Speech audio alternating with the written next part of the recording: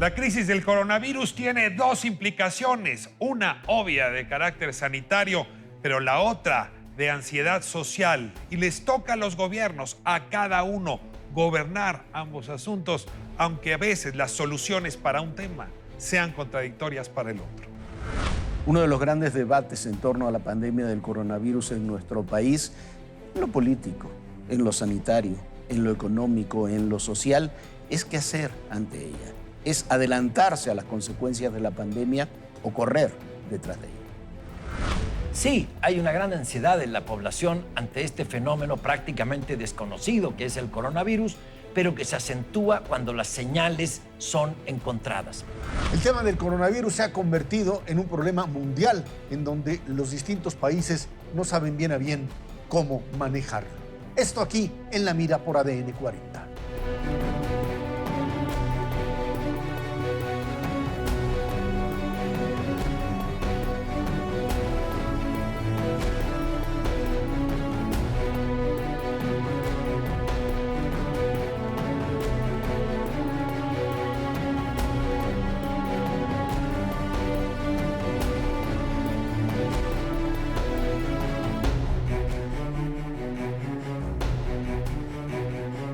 Abrimos nuestra conversación semanal en La Mira, poniendo a la epidemia de coronavirus enfrente. Tenemos hoy en coyuntura un doble dilema. De un lado, en efecto, una emergencia sanitaria que requiere medidas sanitarias y, déjenme insistir, científicas, a partir de la experiencia que este país ha tenido con episodios similares en el pasado. Pero del otro lado tenemos una crisis, una emergencia, pues quizá igual de alarmante, y déjenme llamarla así, la crisis de ansiedad, donde compras de pánico, crisis económica, la urgencia de adelantar etapas y medidas, pues está llevando a la población a un enorme estrés y yo diría a bastantes excesos.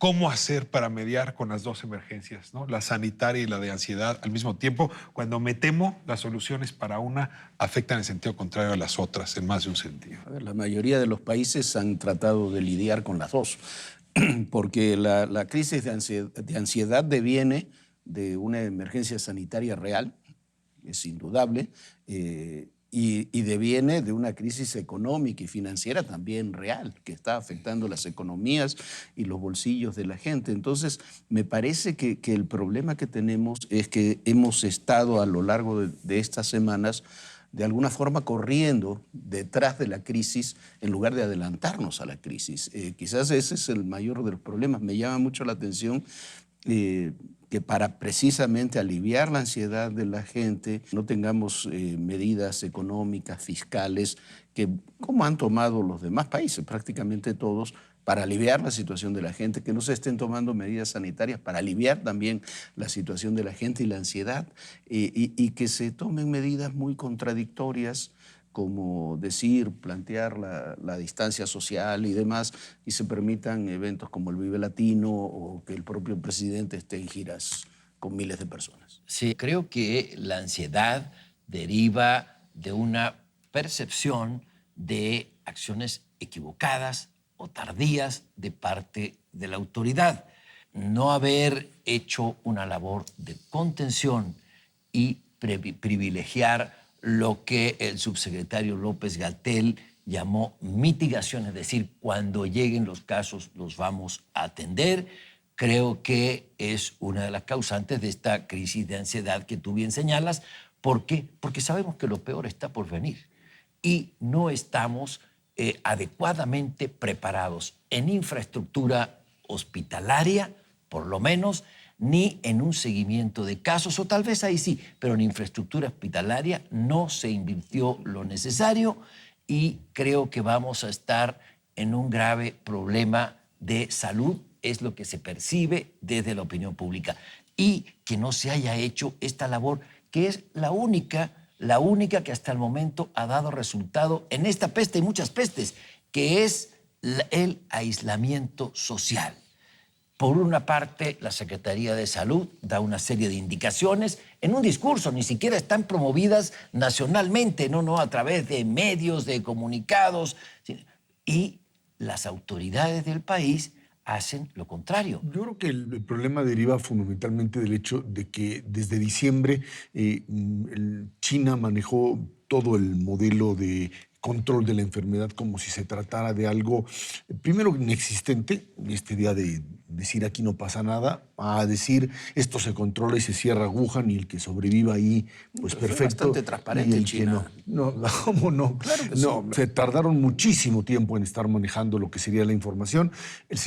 Y de allí en adelante, cuando esto traspasa a Estados Unidos, creo que ahí es la clave del problema.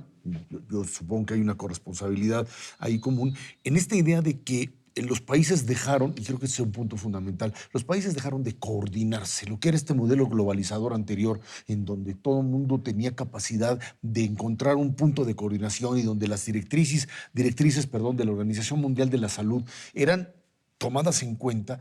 Volvimos, este es el fracaso precisamente de este modelo de aislamiento. De aislamiento no me refiero de la enfermedad, sino de cada país decidiendo qué hace lo que se le pega la gana porque cree que de esa manera lo va a resolver. Y Estados Unidos decidió que no pasaba nada hasta que le pasó.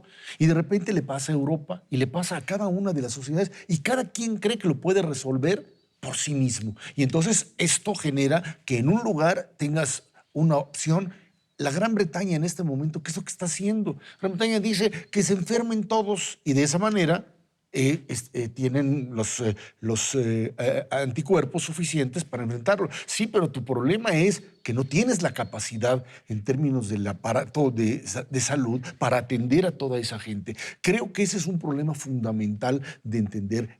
Los modelos proteccionistas cerrados, desconectados uno de otro, te generan eso. Líderes autoritarios que deciden que de un día para otro aquí no pasa nada o simplemente los puedo atender porque por decreto lo decido. Creo que ese es uno de los problemas fundamentales en los que estamos A ver, metidos. pero ya manejándolo como un hecho, en efecto, Erra. Es decir, cada nación está haciendo su propio diagnóstico y su propia política. Y si me permites apurar, hay naciones donde cada entidad, cada estado lo está haciendo. O sea, la crisis en Estados Unidos deriva de una queja de los gobiernos estatales diciendo no nos podemos coordinar con Washington. Esa es la queja de Nueva York, sobre todo es la queja de California.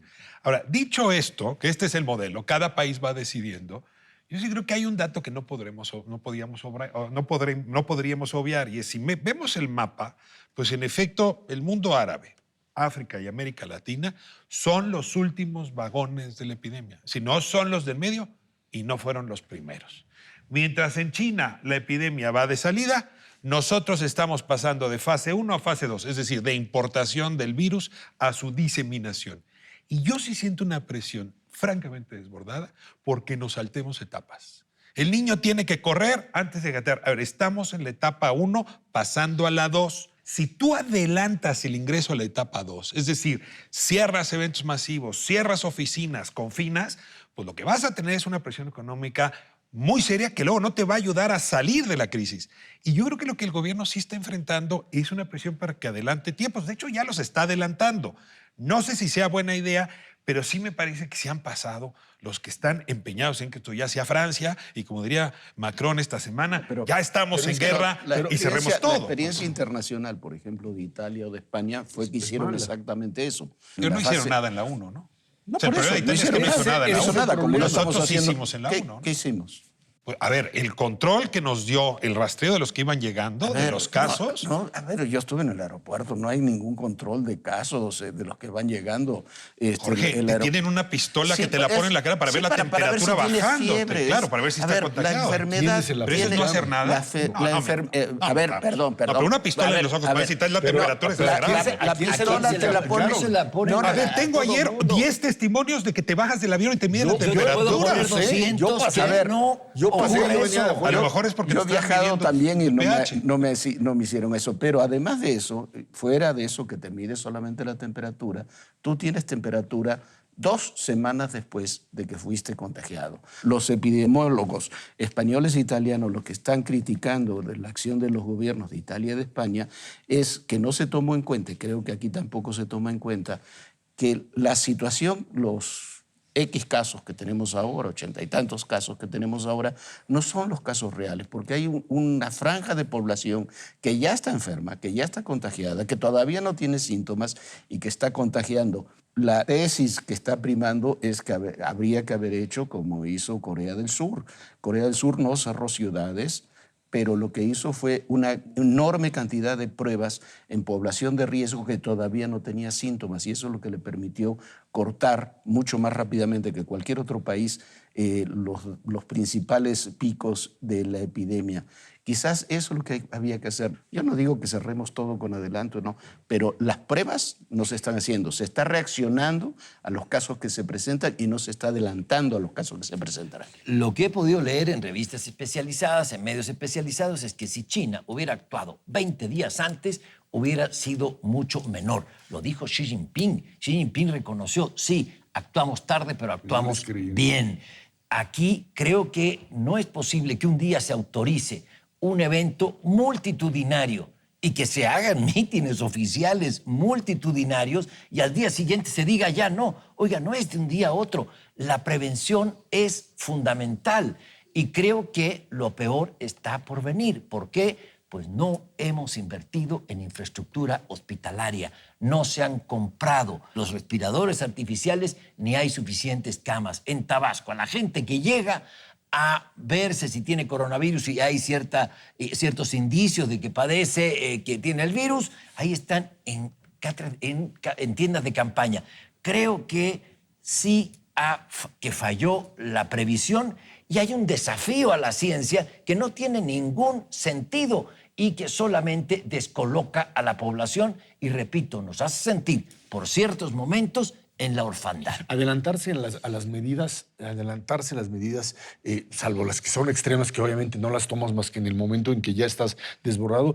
Lo único que te pueden acusar luego es que exageraste, pero adelantarte a la medida, al final el costo es mucho menor, porque si finalmente previenes, si finalmente haces lo que hizo Corea, te va a salir más barato que finalmente cerrar todo o ya actuar demasiado tarde cuando es Yo prácticamente les imposible confieso para que a mí Hugo López-Gatell me parece un gran conductor en estos tiempos. Digo, cada quien ha hecho su valoración, cada quien ha hecho sus propios argumentos, pero creo que tenemos un experto en el tema. ¿Tú crees que el presidente lo puede contagiar? Pues mira, yo creo que creo en que esta se puede circunstancia contagiar y se puede en la que contagiar. estamos hoy, Y se puede no, contagiar. creo que la semana que entra sí, No, yo creo que pero sí no puede voy a contagiar. juzgar la labor de Hugo López-Gatell por este episodio. Me parecía un poco frívolo. Ahora, lo que sí me parece, y con parece eso sí quisiera irresponsable. cerrar, es que las medidas económicas son las que van a tener que discutirse. Esa es Si otra no cosa. disminuimos el superávit, no va a haber dinero para enfrentar la crisis económica más que la sanitaria. Porque, pues, una cosa es esta coyuntura y otra cosa es las medidas que vamos a tener que tomar para salir en el mediano plazo de una crisis más seria. Nos vamos próxima semana aquí en La Mira ADN 40.